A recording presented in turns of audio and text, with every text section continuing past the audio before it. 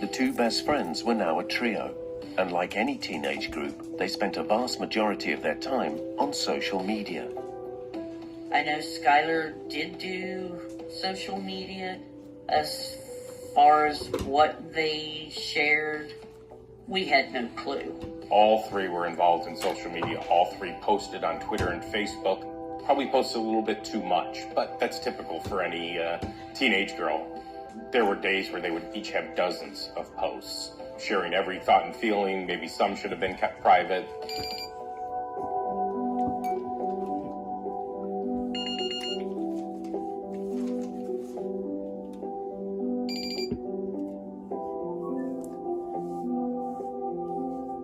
Some positive, some negative.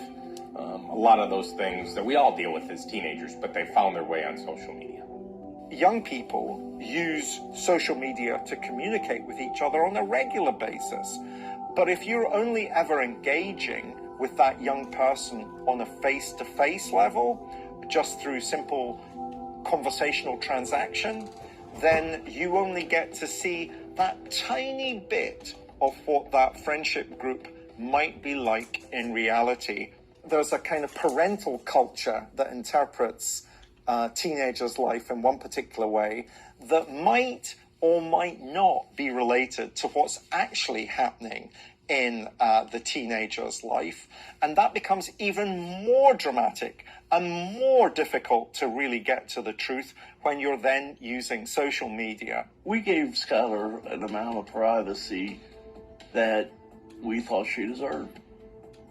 You know, we thought everything was going fine. We never heard anything from Skylar that would suggest otherwise. The relationship between the three girls seemed harmonious, but below the surface, tensions were growing. If we had paid attention to the social media, we might have got an inkling of, wait a minute, you know, these three girls are not getting along as well as we thought they were.